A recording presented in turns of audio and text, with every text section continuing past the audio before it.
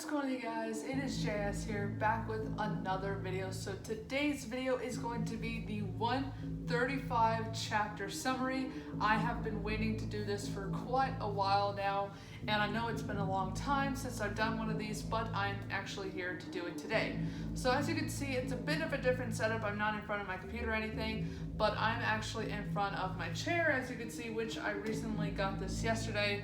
So this way I can be more comfortable whenever I read books, for these, and also, just handheld gaming or just watching YouTube or just whatever, and I don't have to worry about like an uncomfortable chair. So I thought, so I could put some good use to this, I could do a video, just talking about this book today. So I'm gonna go ahead and get started. So I would have to say 1:35 a.m., the first chapter, it was very, very, very interesting. But you guys will definitely see why later in the video. But all I'm gonna have to say for the non-spoiler is that it's really, really, really interesting. And yeah, all I really have to say is that it was a really interesting story and I liked it. So if I had to rate this, I would probably give it maybe like a 4 out of 5 in terms of rating. I enjoyed it a lot, but it's just like at some times I was just like very confused, and it also felt a little bit rushed, but I still enjoyed this a lot. So yeah, before we get onto it, I just wanted to let you guys know that there are going to be major spoilers ahead. So if you guys have not read this, then there's going to be major spoilers. But if you guys want to watch the video, then come back, then sit back and relax and enjoy. So let's go ahead and get right onto it. So this story is about a girl called Delilah who basically so this story is about a girl called Delilah who lives in an apartment and she works at a diner. And at the beginning of the chapter, she wakes up to her alarm clock, which is very broken, but it ends up making her late to her work. But she gets a call from her boss. It's like, okay, just go to this 2 to 10 shift at your job, and just go to your 2 to 10 shift, and then we'll work it from there. Sometimes she really hates her shifts, but she says she hates her shifts in general. But since she is like a shift manager, she has to work there like all the time. So after, like I said, whenever she hangs up with her boss, she looks at her queen size bed and she's saying that she just loves sleep. She says this a lot. She's more of a sleeper, but she really doesn't like to actually, go anywhere, and she just likes to stay in her bed. She wishes that she could just, have a job that she could just stay in her bed with, and she doesn't have to worry about going to work and not leaving her bed. So it says the only reason why she really has a shift at that diner specifically is because she had a divorce with her husband called Richard, and after she split up, she got a job at a diner because she had a juvie record and she dropped out of high school. And so after she got out of her bed, she went to put on a t-shirt and some jogger pants so she could take a jog, so that way a lot of things would get cleared out of her mind, so she doesn't have to worry about anything. So she goes outside to do her jog. So in the book, in the chapter, it describes that she lives in a area with just her apartment building and the diner, but there's also like other areas as well, like strip malls and other places too. But from what the chapter describes, she only described that she lives in an area with just her apartment and the diner she works at. So while she's in the middle of her jog, she's chanting that every day she's gonna get better and better.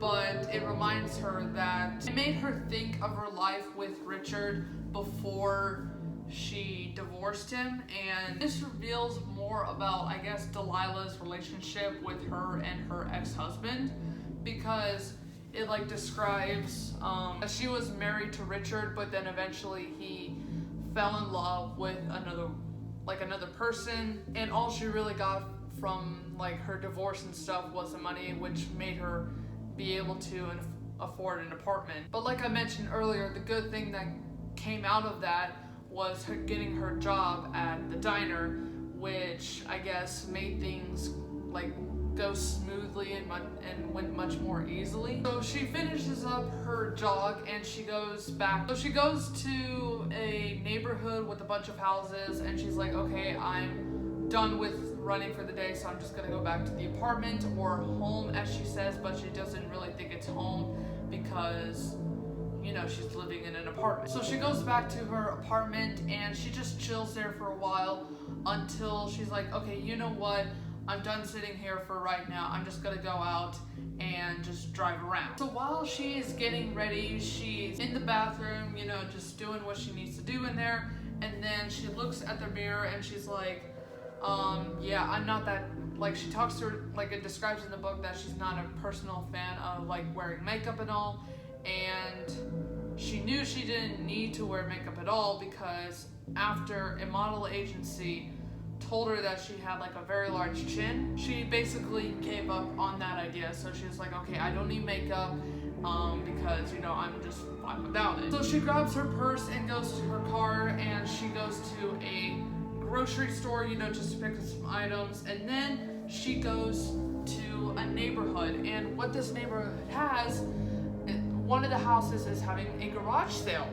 And one thing about Delilah is that she absolutely loves garage sales, like ever since she was like a teen. And one of her, I guess, like therapists in the book said that was like, I guess, one of her coping mechanisms, I would say. But whenever she gets to the garage sales, she notices like a couple people, like one person's looking at, you know, books and records, and she goes up to see who the owner of the garage sale is, and it's a woman and I believe and a dog named Mumford. So after she talks to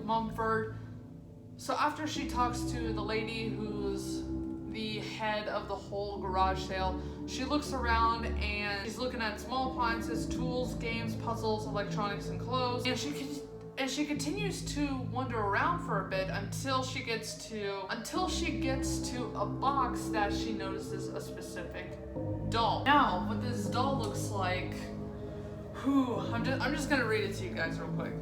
With brown curly hair, big dark eyes, a plump pink cheeks, the doll looked almost exactly like the baby Delilah had envisioned having someday with Richard at the start of their marriage. Her baby was as real to her as anything in the physical world. She'd been sure she was going to be a mother, so sure that she named the baby before the baby was even conceived. Her name would be Emma. Intrigued, Delilah circled the table to get closer to the doll, tucked in a large wooden box full of plush toys and electronic gadgets. That pretty face was particularly shadowed by the doll's blue hat. The hat's wide brim, fringe, and pink ruffles looking incongruous wedged between a game console and what looked like a remote control airplane. Delilah had to shift both items to free the doll, which was about 2 feet. Wearing a puffy sleeved 1980s era bright blue full skirt dress with a pink ruffle trim and a big bow around the waist. The doll was much heavier than Delilah expected her to be. When she examined the doll, Delilah realized this was because the doll was electronic. Delilah reached for the bright pink tag and instructional booklet that hung from the doll's wrist. "My name is Ella," the tag read. Ella, so close to Emma. Delilah felt an odd tingle slither through her body. How weird was that? A doll that looked like her long-desired baby, and a name that was far too close to be a coincidence? Although it had to be a coincidence, didn't it? So this doll right here on the front cover is Ella. And where do we know that has the name Ella? The Freddy Fazbear book, the Five Nights at Freddy's books from like 2014, 2015, around that time. Like, here's the pictures for them. But we know Ella because Charlie, the main character in those books, had a doll named Ella that her father Henry built for her. So it's a pretty interesting thing. Plus how the books are, I guess, I don't know, connected to, you know, these, but we do know that the books and game universe is completely separate. So maybe the Fazbear Fright books is connecting to the other books. Who knows? So she continues to look at the booklet, and according to the booklet, Ella was a helper doll, which was actually made by Fazbear Entertainment. So it was either Henry's idea to make the doll like as an actual toy, you know, for people to buy, or maybe it was William's, and you'll see why in a bit. So Ella had a lot of things that, you know, she can be able to do, like she can have an alarm clock, manage time, keep track of lists, she could take photos, read stories, and play songs, and even serve drinks, which interests Delilah. So Delilah was so curious about the doll, and eventually she, you know, wanted to buy her. So she wanted to see if she can shave off half the price for what Ella was actually worth. So she actually was able to do that, and she bought Ella. So whenever Delilah got back into her apartment, she set up Ella, and she put an alarm on for 1:35 p.m. Keep that in mind, guys, whenever we get to one of the parts. So she set the alarm so that way she could make sure that she could get to work on time, and she falls asleep waiting for the time. But eventually the owner is like, "Where the heck are you? This is like 2:25, where are you?" And she's like, "Oh my god, I haven't, what is going on?" Because she was supposed to wake up at exactly 1:35 p.m.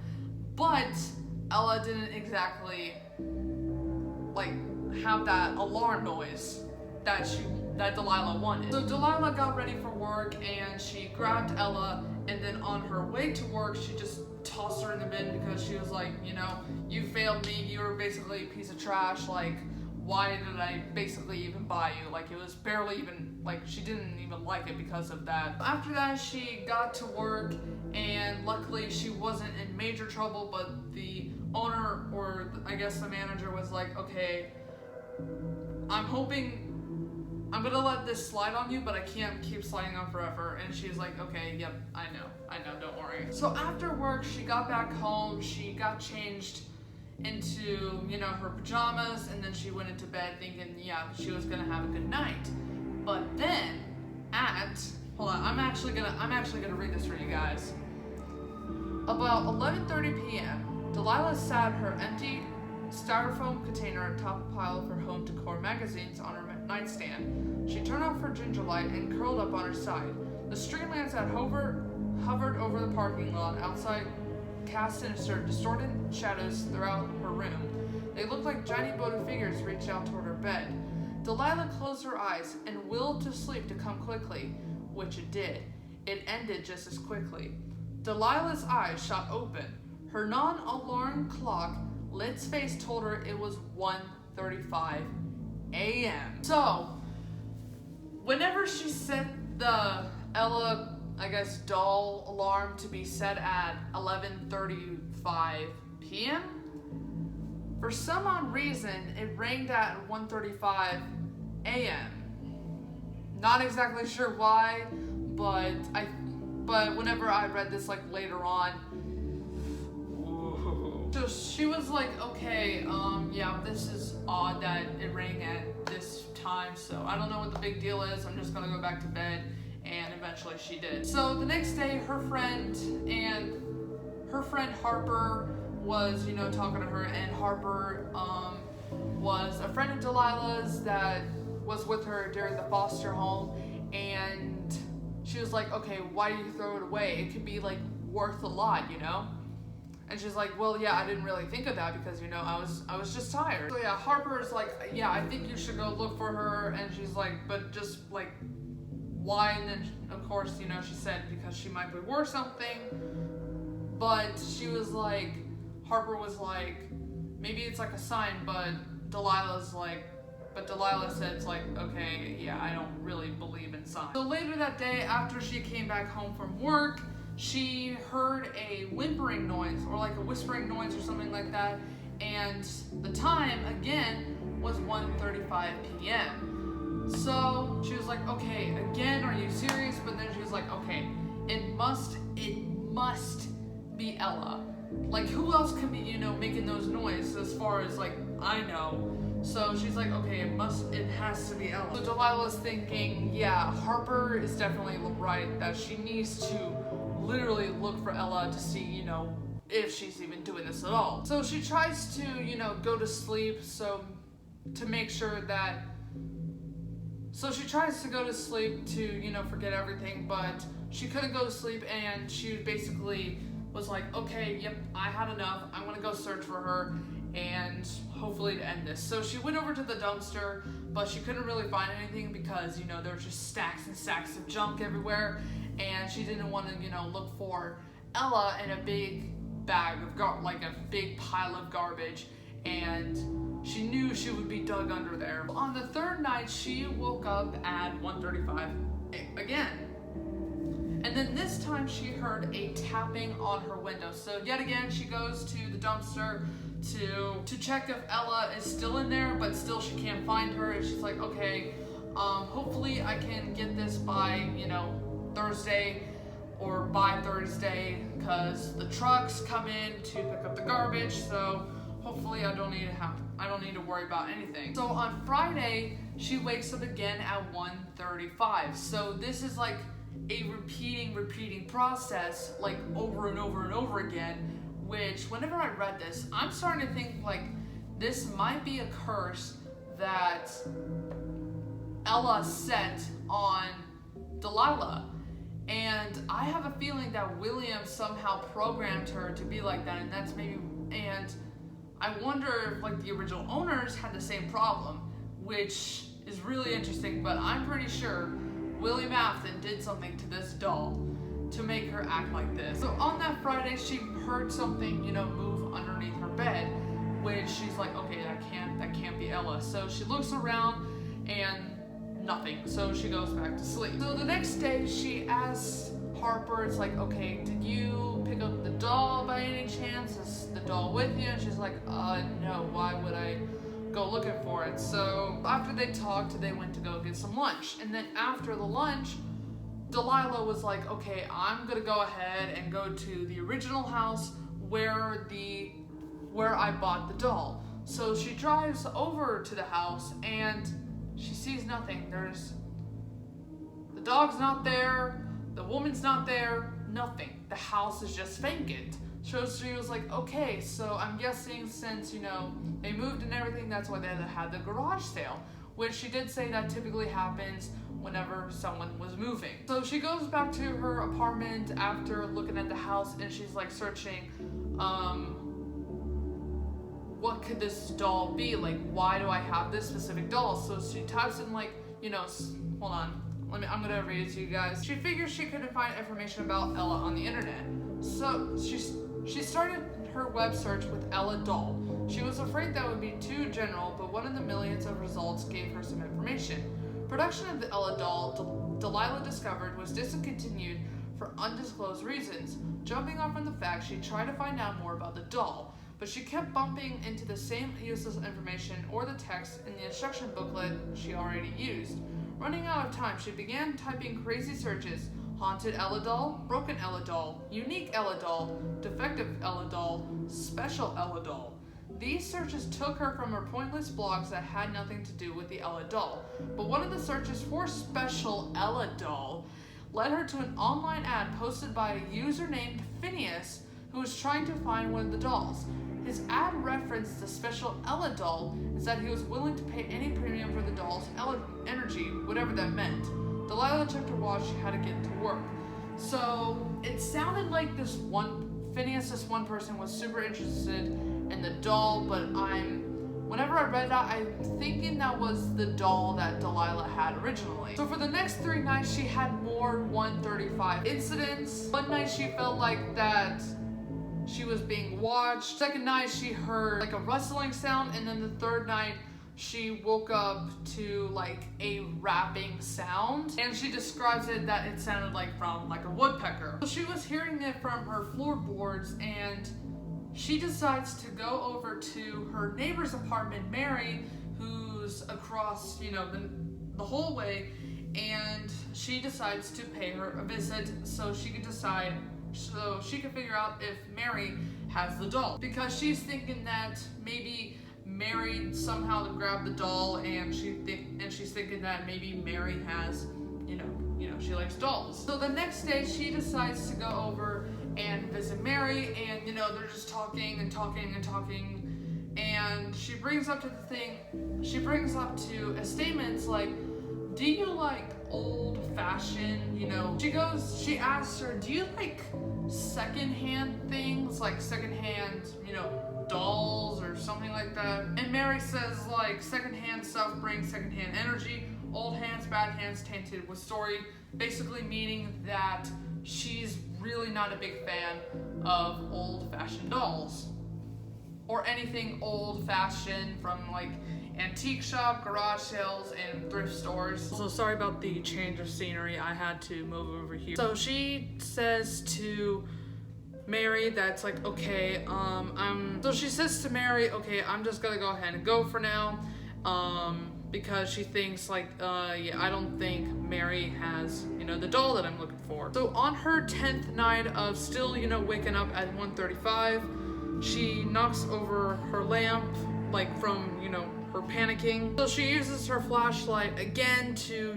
check if Ella's still there, but she's not still, which leaves her like very, very, very confused. And then she hears soft steps like near her door, and she's like, oh, okay, is Ella breaking in? Like, what the heck is happening? She's questioning, was like, wait, is that Mary's door opening? So she was like hesitating just for a bit, and then she decides to jump out of her bed and decides to go check out, and she decides to check everything out, but everything is completely normal. So after that, she had to go through 2 more work days of dealing with the 1:35 a.m. incident. So she had to go through 2 more work days of trying to live through waking up at 1:35, and both of those nights she heard a pit and pat and a rat-a-tat sound that that Delilah thinks that Ella is going into her apartment. So Delilah decides to go over to Mary's house. So Delilah decides to go over to Mary's apartment again, but she breaks into it. So she's looking all over the place, and whenever she gets to the bedroom, there's a bunch of storage boxes, but sadly she does not end up finding Ella. So for her 13th night of, the sleep invasion bell, is what she calls it, she hears an actual alarm at, the same time, 1:35 a.m. And she thought after, the 12th night of, just waking up at 1:35 a.m. straight, she, it would just stop, but no, wrong. She kept, waking up over and over again. It's been, she's not having a great time with it at all. So she thinks, okay, if the doll's not in Mary's apartment, it might be in others. So she'd set, like, it says that she spends literally like 3 hours of knocking on every person's door, but they're saying, no, I don't even know what this Ella doll you're talking about. It's like, no, I don't even have it, which I guess relieves her in a way. So whenever I read this paragraph, this one really interested me a lot, and it said Delilah was beginning to have a problem that went beyond being awakened at 1:35 a.m. every night. The thing that was, she was just waking up every night at 1:35 a.m. She was just being terrorized every night at 1:35 a.m. Every single night, some sound or smell or sensation stole into her sleep and wrestled her back into wakefulness. And now, for the first time in her life, she was having trouble sleeping at all. The problem had 2 prongs. First, she was having trouble getting to sleep at the start of her night instead of feeling the stress ooze out of her body when she hit the bed, and as it always had in the past. Now when she laid down, her stress manipulated exponentially. As soon as her head touched the pillow, she had a sense of impending doom. It felt like her heart was pouncing around her chest. She began sweating and trembling, her throat got tight, she alternately felt frigid and then steaming hot. In spite of how fast her heart beating, she couldn't catch her breath. So whenever I read that, I'm thinking like I said earlier, that this is some type of curse, which is really interesting and makes me wonder if William Afton was a part of this whole Ella doll thing. So she calls Harper. It's like, okay, I'm literally think I'm dying because she is like literally having a really bad panic attack. It's just like, okay, it's all right, you're just having a panic attack, you're not gonna die, just call me tomorrow and we'll talk about it then. So they get back together that next day, and she's like, and Delilah just tells Harper of what's happening. And they're both thinking, it's like, okay, is this number like worth anything, I guess? I don't know. And she's like, and Delilah says to her, it really does not matter at this point. I just really want to figure this out. And she's like, okay, fine. So that night she decides to go and sleep on the sofa, so that way she doesn't have to worry about, you know, Ella antagonizing her. So that way she won't have like another 135 incident. Which that really didn't help, because she still was having problems, and she heard noises coming from the kitchen, making Delilah think that's Ella. The next night, again, she felt like a hand poking at her side, again, Delilah thinking that's Ella. So the next night she tries a bathtub. Again, still was getting bothered by Ella. And Delilah heard something, you know, in the tubes of the bathtub. And Delilah heard something from the pipes of the bathtub. So she's still not over Delilah. She's still not over Ella of wherever she goes. So that morning, since she didn't get in any sleep, she goes to the diner where she works at, and she's like, okay, I want to change my shift to like from 10 to 6 in the morning, or like 11 to 6. I'm pretty sure that's one of the days. And it's like, oh, okay, just do whatever you need to do. And the boss is like, okay, switch, but do what you need to do to work this out. And she's like, okay, thanks. And he replies with, okay, just don't be late. So whenever she gets into work, she's feeling very, very confident that this is actually gonna work out and Ella's not gonna bother her. But whenever it hit 134, whenever it heard 135, she heard a noise, and she's like, okay, where is that coming from? And everyone like around her is like thinking, Delilah, are you okay? Like, this is not normal. And she's asking the workers, did you guys hear anything at all? Like, and they're like, no. And during that time, she's like throwing everything so that way she could make sure, you know, Ella's not there. So after that time passed, she was like, okay, maybe this is gonna work, considering this is not gonna harm my sleep schedule, but I'm pretty sure, and she's gonna feel more prepared for that alarm. So the next night, Delilah serves a woman named Mrs. Jeffrey, and she looks at her watch and it's 11:33, and she knows it's getting close.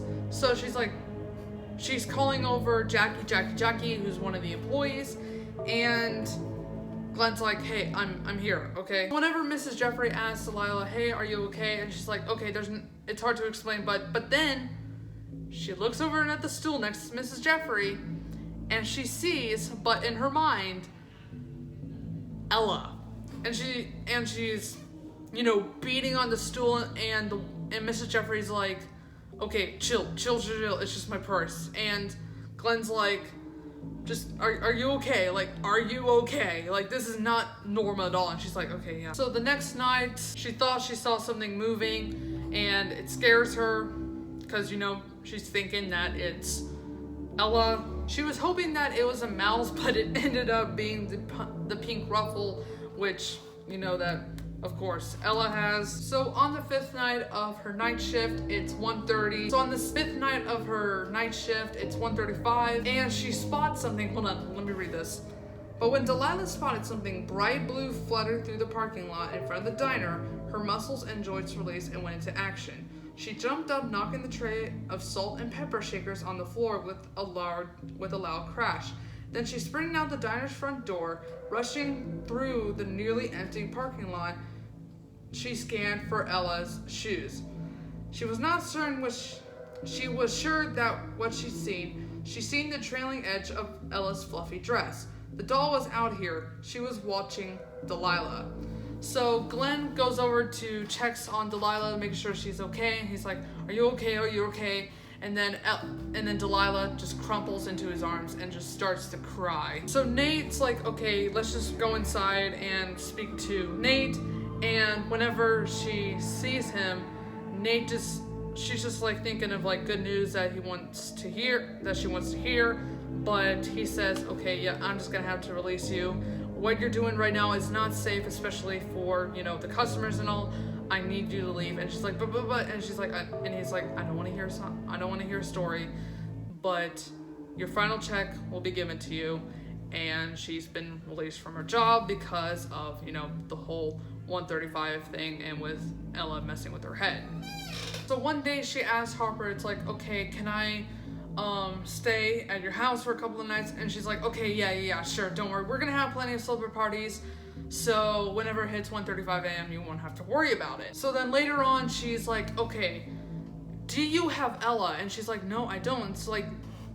So they have like a fight. So while Delilah was at Harper's house, she heard a voice saying it's time, and she asked Delilah, it's like, did you do that? And she's like, no. And it's like, then why are you mimicking this guy's voice if, you know, you're saying it's time? And she's like, no. And Harper says, no, I didn't do it at all. So they have like a fight saying that Harper didn't do it, but Delilah says that she did. And so then after a while of the fight, Delilah's like, okay, I'm just gonna go to bed. And Harper says, okay, let's just get this out of your head. And she's like, and Delilah says to her, she's like, I wish. So she decides the next day to go over to a motel and just stay there to make sure Ella doesn't find Delilah. But that night at, 1:35 a.m., Delilah hears footsteps on top of the roof, and she's like, okay, I had enough. I'm gonna go find somewhere where Ella won't find me. So the next day, Delilah decides to go drive until she gets away from Ella, because she's had enough of this. She wants to get away from Ella forever, so that way she would not be bothered again or hear like any noise from Ella. But then when she was in her car during one of her drives, she hears like a noise that hasn't even been heard before. It's like not even when her parents died or whenever she was in a foster home or anything like that. It was just so like ear piercing. And she's like, okay, yep, I'm done with this. And she just drives off to an abandoned construction site, and she's thinking, okay, I'm hoping this is a spot where Ella would not find me. And she's thinking, yes, this is the spot where I'm gonna get away from Ella and I won't have to worry about her. So she finds a vent opening and she decides to go, get in the vent so that way she won't have to worry about Ella. And I'm gonna read you guys this last part.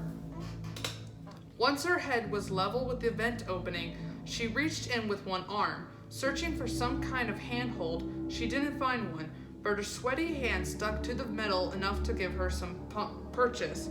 She was able to wiggle her upper body into the vent opening by going one hand length at a time. Once she was that far into the vent, she just had to wiggle her whole body like a snake into the vent, but she didn't feel safe. She stopped wriggling for a moment, taking stock, turning on her flashlight.